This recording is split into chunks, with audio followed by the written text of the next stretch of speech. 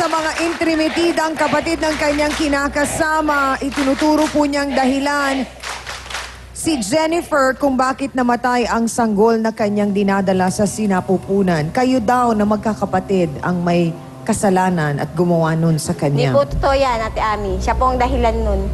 Kasi po, nung buntis po yan, pinipigil magsuot ng mga masikip. Sige pa po ang suot ng mga maigsi, mga masikip. Tapos umiinom pa po ng alak. Ako pa nagdinis ng Bakit? Bakit mo ka ba yun? May natulungan niyo ako, hindi ako naiintindihan. Sandali lang! Ano yung mukha mo? Nangiya ka.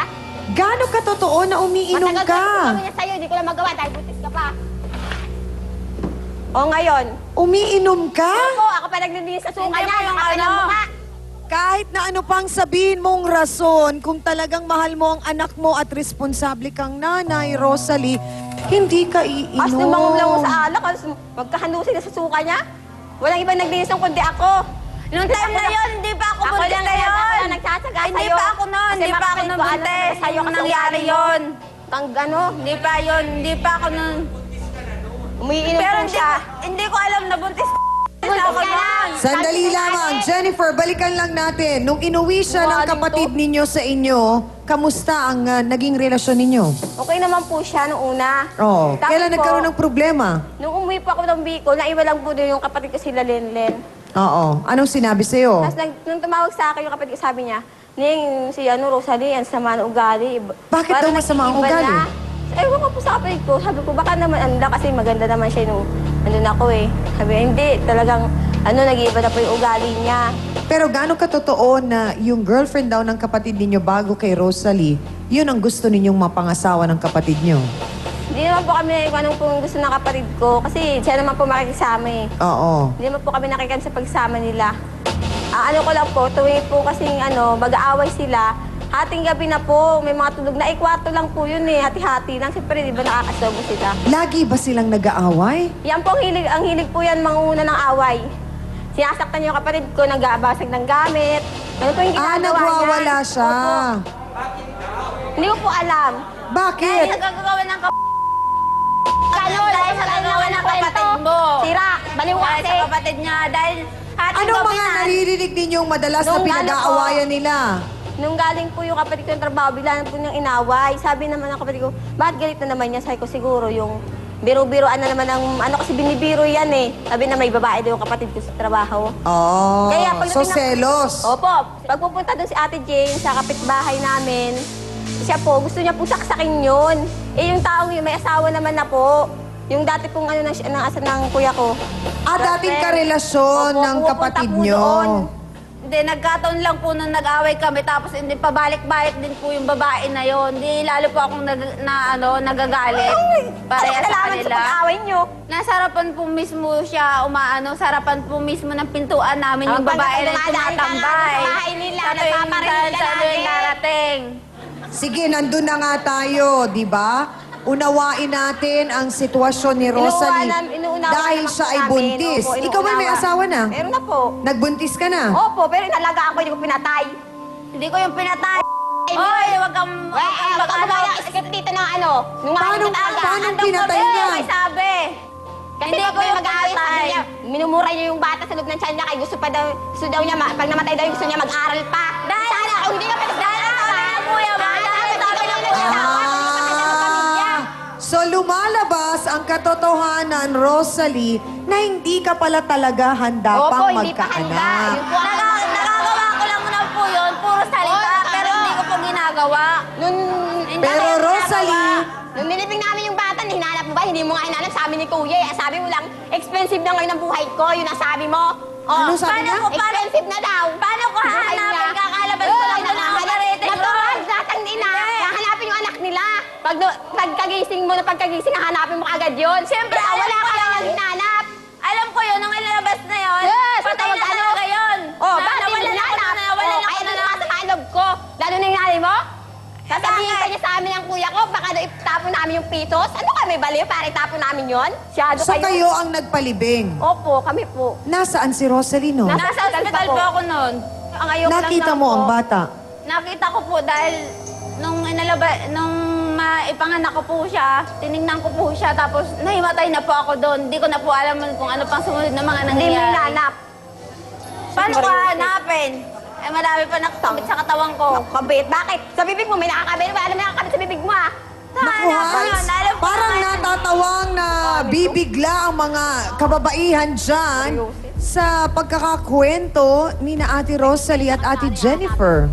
Oo nga, Chang. Nako, parehong matapang na mga babae ang ating bisita ngayon. Sino ang may katanungan sa kanila? Jennifer, wag ka lang magagalit ha. Kasi baka nagaganyan din si Rosalie kasi baka sobra kayong pagkalimera sa buhay nilang mag-asawa. Hindi naman po kami talaga nangialam. Ang ayoko lang po yung bata po bumurahin niya sa tiyan niya. Tapos binibigyan niya po yung kuya ko ng kutsilyo para saksakin po yung tiyan niya. Yung ganun po yung ginagawa niya. Dahil ang sinasabi ng kapatid mo, umuwi ka na sa inyo. Umuwi ka na sa inyo. Kaya kasi nga, ang grabe ang ugali mo. Kahit wala namang kakwenta-kwentang bagay, pinapalaki mo. Kaya siguro nawala ng gala na yung kuya ko sa kanya. Dahil sa tuwing ayaw... Nakita mo ba yung kuya ko? Gaano umiyak yun? Nililipin namin yung bata? Ayaw, may hinihinga ako sa kanya, hindi niya ibinibigay. Kasi hindi ka nakakaintindi. Sabi ng kuya ko, pagdating ng sahod. Pagdating ng sahod, wala Ikaw naman naman amo. natitira. Tapos sasabihin Titira. na sunod na naman. Ikaw ang pinapangunta, Hanggang wala sa mo natitira. dumating yung time na babalik na naman ako ng center, Tama wala pa rin. Tama na ba yung ginagawa? Sandali Pagdating ng lamang. trabaho, inaaway mo Tanungin kaagad. natin si Attorney Acosta. Sa narinig po nating naging kwento nila, Attorney, sino po ang may pananagutan sa pagkamatay ng bata? Halimbawa, mapatunayan nga nitong si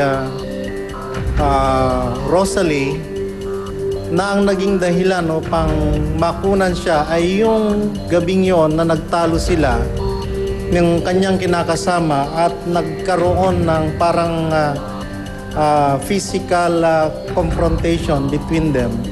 Yun yung sinasabi nating unintentional abortion at maaaring yun ang malabag ni Rosalie o kaya nung kanyang kinakasama dahil nga nagkaroon sila ng konfrontasyon.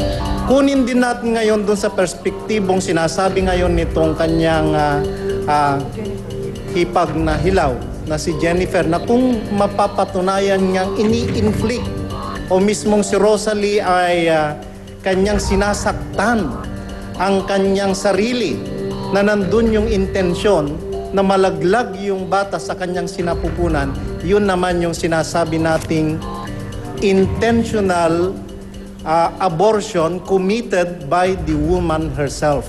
Attorney, ano po ang magiging parusa kung magkaganon?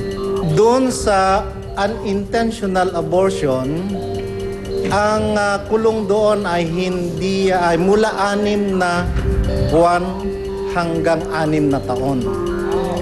Doon naman sa intentional abortion, medyo mabigat yon dahil yon ay aabot hanggang 12 years and 1 day hanggang 20 years na pagkabilanggo. Marami pong salamat, Attorney Acosta. Narinig natin mga kasawsawan ang magandang paliwanag ni Attorney Acosta at narinig din natin ang bawat panig ni na Rosalie at Jennifer. Ano ba ang husga ninyo? Okay, mga kapatid, isang ina na nawala ng dinadala niyang bata sa kanyang sinapupunan. Di umano dahil sa pangingialam ng kanyang mga hipag. May hipag naman na nagsasabing, hindi, siya mismo ang gumawa nun. Sinasaktan niya ang sarili niya para nga mawala yung bata. Kaninong kwento ba ang sa tingin niyo ay totoo? Pula ba o puti? Si Rosalie ba o si Jennifer? Taas na yung mga placards na yan dahil boto hands na tayo. Sige na, taas na, boto na.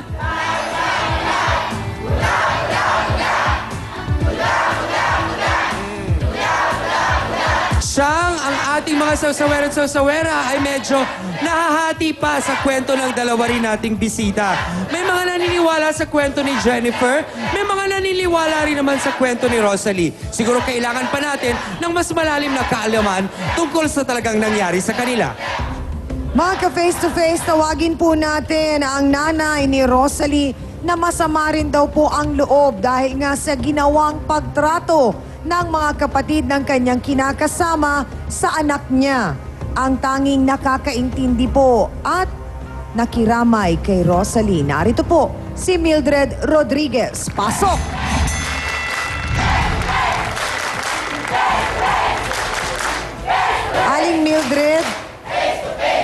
Ngayon pong kaharap nyo si Jennifer. Ano po ang masasabi nyo sa kanya? Nung gabi po na inutusan yung asawa nito na magbili ng gamot para duguin na siya, hanggang alas 2 hinintay namin, di pa rin talaga siya dumarating. Tapos pagdating nung alas 2 na sabi wala raw mabili dahil sarado na raw mga butika. Sa Maynila lang naman daw po mabibili. So saan daw po nanggaling si Junjun?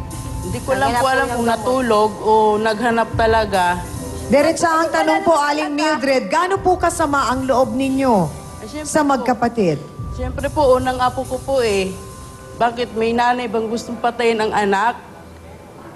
Ang saloobin po ng ina ni Rosalie, maririnig po natin ang buong kwento sa pagbabalik po ng Face to Face. So dun sa 3 araw na yun, hindi dumating si Junjun doon para bantayan ka? Dumating lang po. Pag once na kayo bibili ng gamot. Inuutusan nyo, di ba? Pag may kailangan. Paano nga? Sulpot. Yung pagbili na lang ng gamot, meron mo na nyo pa pagdating. Alam nyo na pagod na pagod. Galing pa Manila, nakabike lang.